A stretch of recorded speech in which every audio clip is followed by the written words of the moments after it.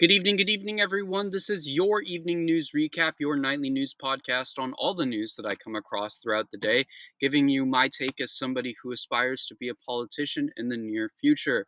Hopefully, all you guys are doing well. Today is July 22nd. It is Tuesday. It's been an interesting day in the news world and a huge one. We have around 5 pages of news to be reading today. But it's been something, that's for sure. So let's get into it. Hopefully, all you guys are doing well.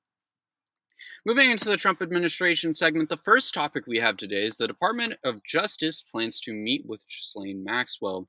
Pam Bondi has announced that Deputy Attorney General Todd Blanche will meet with Ghislaine Maxwell, the Jeffrey Epstein associate. Blanche said in a statement posted by Bondi, President Trump has told us to release all credible evidence. If Ghislaine Maxwell has information about anyone who has committed crimes against victims, the FBI and Department of Justice will hear what she has to say. Blanche also did say that they would not release any other files on Epstein until they determined that there was no client list. If she is released all of this sudden and says something about Trump not having any connection to Epstein, there was 100% a deal made. Mark my words, if we see a headline that says, Ghislaine Maxwell confirms that Trump isn't in the Epstein files, it's a damn lie. I wouldn't be surprised if we saw something like that, along with something saying that she's been pardoned or something like a lower sentence or anything like that. Wouldn't be shocked. And that should not be the case. That woman should be rotting in prison for the rest of her life, not even just 20 years. Moving on, Trump wants Jimmy Kimmel fired and maybe even Jimmy Fallon as well. Trump wants Jimmy Kimmel fired along with Jimmy Fallon, calling for them both to go in a Truth Social post. He wrote, "The world is the word is, and it's a strong word at that. Jimmy Kimmel is next to go, and in the untalented late night sweepstakes shortly after Fallon will be gone. These are people with absolutely no talent who were paid millions of dollars for, in all cases, destroying what used to be great television. It's really good to see them go. I hope I played a major part in it." Trump doesn't want people fired. He just wants to control the media. All he wants is the news to be just like Fox News, propaganda and lies that he can control, which shouldn't be allowed in any way. Also, to say Jimmy Fallon and Jimmy Kimmel both have no talent is kind of crazy. I mean, especially in the news world, you do kind of have to be, somewhat successful and somewhat talented to make it out there. I mean, especially in public speaking, most of these people wouldn't be there if it wasn't for some public speaking ability or some charm or some kind of skill, that is required to come out and make content or, come out on national television and talk about something. It's, I'm trying to think of the right word to use here. It's not like it's easy to just, make content on the internet, or on the news. There is a certain level of commitment that needs to be taken, and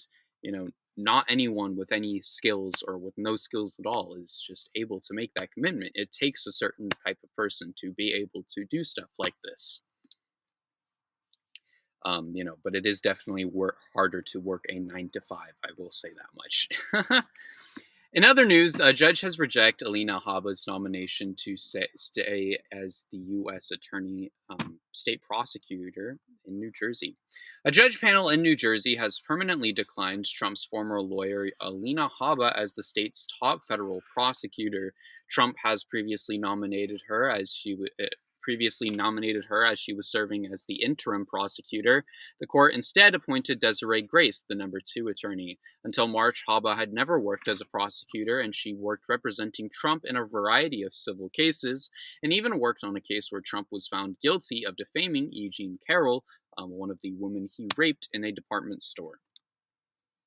This is good news, as it's the small wins that really count these days. This should be a good sign of corruption that was needed to be prevented. And there is no way Trump's personal attorney, should be a federal. Should be a federal prosecutor. So keep your spirits high because we had a win today, at the very least, and I believe there's at least another win or two here as well. In other news that unfortunately isn't a win, Trump says that CBS has agreed to provide 36 million worth of programming to him.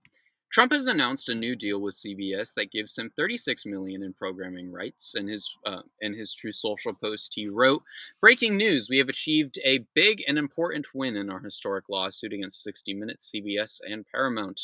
Just like ABC and George Slopadopoulos." That is not how you say that. I am sorry. CBS and its corporate owners knew that they defrauded the American people and were desperate to settle. Paramount, CBS, 60 Minutes have paid $16 million in a settlement and were also anticipating receiving $20 million more from the owners in advertising, PSAs, and or similar programming for a total of $36 million. This is another win in a long line of victories over the fake news media, who we are holding account for their widespread fraud and dissent.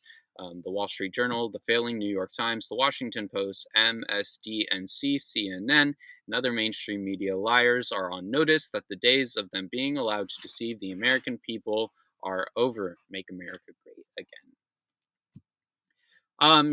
That clearly makes sense as to why the entire late night show was ended.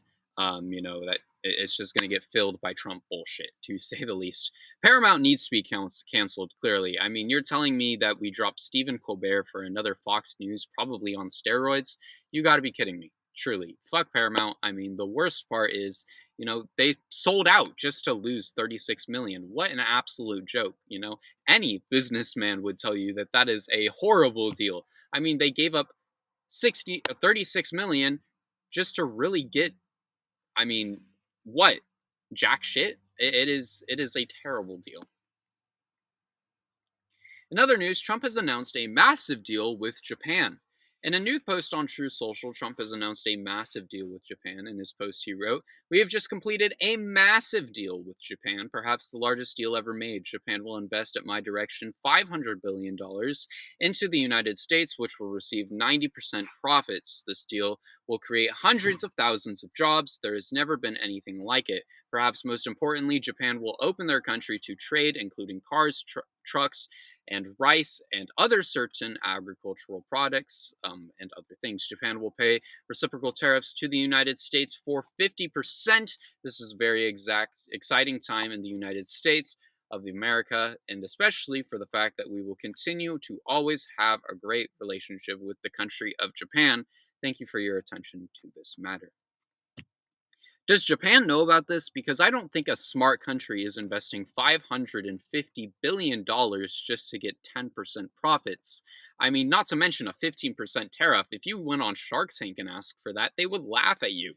Truly, they really would. I mean, Trump makes a lot of these bullshit posts, and I'm pretty sure most of them aren't real, but I had to call this one out because there is no way any country in the world would do this. This is a horrible deal. It is horrible. God awful. I mean, it is just stupid. Clearly, there is no way that this deal is going to be made.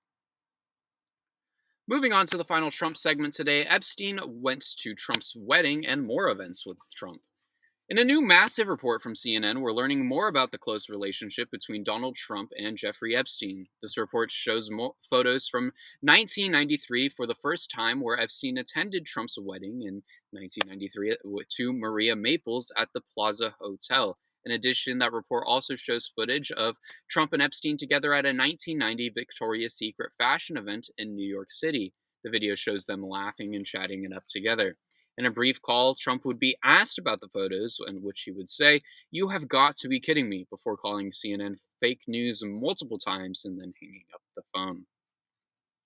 You're telling me he went to Trump's wedding and Trump is still out there claiming that he has no connection to the man? I mean, come on. Along with a Victoria's Secret fashion event together. I mean, it is very clear that there was more than just connections. I mean, the connections that are surfacing have made that so clear. Trump isn't happy, honestly, I'm sure he is scared shitless with all of this information coming out. That's why he wants to deter people away from this. With all of this surfacing, it's only a matter of time before some extra evidence appears that Trump doesn't want known, yet can still be found. I mean, I'm sure it's out there.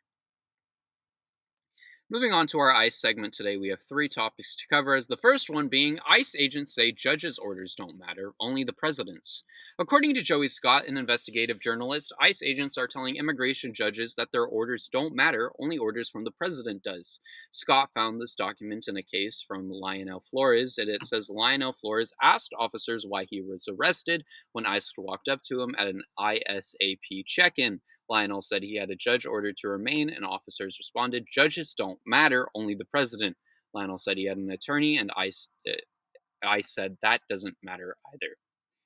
This is absolutely insane. It only proves that ICE is Trump's Gestapo. These agents are attacking normal people just like you and following the president blindly. Anyone who has read a lick of history is trembling in their boots right now hearing that news. Like, that is terrifying. ICE is a Gestapo, 100%. And to quote Magneto, I've been at the mercy of men who are just following orders. Never again. ICE needs to be ended, and the agency needs to be shut down ASAP. In other news, another has died in ICE custody. An investigation is happening after a Vietnamese national died in ICE custody on Saturday. Tien Duan Pan, who is 55, had been in ICE custody for 7 weeks when he was brought to the hospital for evaluation due to seizures, vomiting, and unresponsiveness. The cause of his death is not published and will likely have to wait 90 days for that answer. An immigration judge did order Fawn to be removed from the country, um, but the but he failed to do so and was arrested in June of this year. This is the eighth death in ICE custody. My condolences to the family of this man. It is truly unfortunate. 8 deaths is a lot, and those are the only known ones. And there honestly could be so many more, not to mention ICE is on record about lying about the deaths that have happened in their facilities. This agency is a problem, and I wouldn't be shocked if this man's death is a cause or was caused by their actions. In other news, ICE detained someone who was deaf and mute along with being a DACA recipient. Javier Diaz Santana was working at a car wash when he saw a co-worker sprint off, and he was motioned to do the same, but he didn't know why. He made it about a block, even though it was a struggle to run due to a former workplace incident when he saw two white SUVs on the street. Diaz was stopped as the vehicles blocked his path and arrested him. Diaz signaled to his ears that he could not hear or speak and presented the officers with his driver's license. The agents grabbed his wallet and instead refused to give it back. When he tried to take out his phone to send a message to the agents and let them know, they took that too, cuffing him and shoving him into the SUV. Diaz is legally allowed to be in the United States, but he unfortunately isn't the first DACA member to be picked up by the agency. Thankfully, Diaz was released on July 8th. This is another case of not just racial, I don't know why I said racial, not just racial profiling, but refusing to access or assess the situation and just treating people with brute force. I swear a majority of these agents don't have an ounce of critical thinking power, because anyone who did would be able to comprehend, hey, this guy probably can't hear. At the very least. I mean, ICE is one of the worst things to happen to the United States. They need to be shut down ASAP. Moving on to a segment about the House, we have one topic here today, as Speaker Mike Johnson wants to subpoena Obama to testify. In an interview with CBN News, House Speaker Mike Johnson says that Tulsi Gabbard's claims of Obama conspiring against Trump is deeply problematic. Johnson says, "We recognize that people who are being called out now were involved in a scheme. We know that it was a shameless false set of accusations, and they perpetuated the lie to the American people.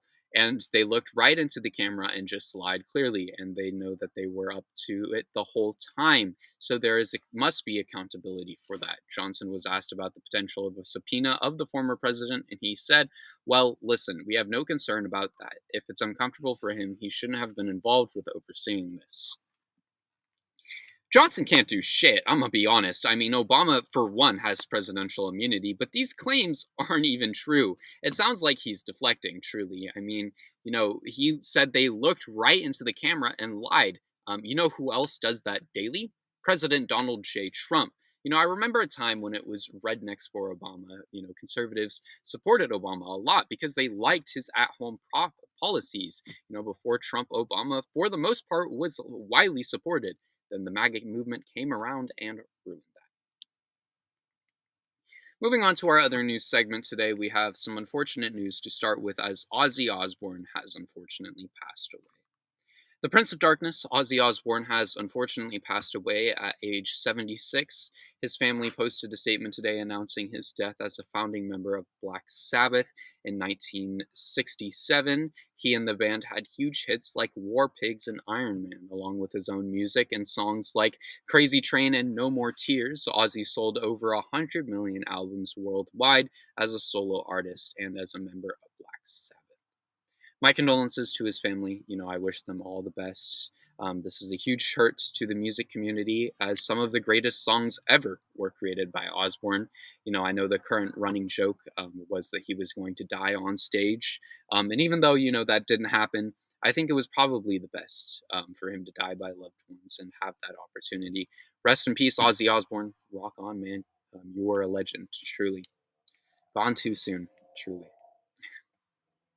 In other news, some more positive news, if you will, to kind of shift the tone a little bit. Obama has blasted the Trump administration. Former President Barack Obama has blasted Trump in return for claims that he conspired against Trump in an attempt to subvert the 2016 election. In a rare statement from Obama's offices, they said, "Out of respect for the office of the presidency, our office does not normally dignify these constant nonsense and misinforming, if I could speak, flowing out of the White House with a response.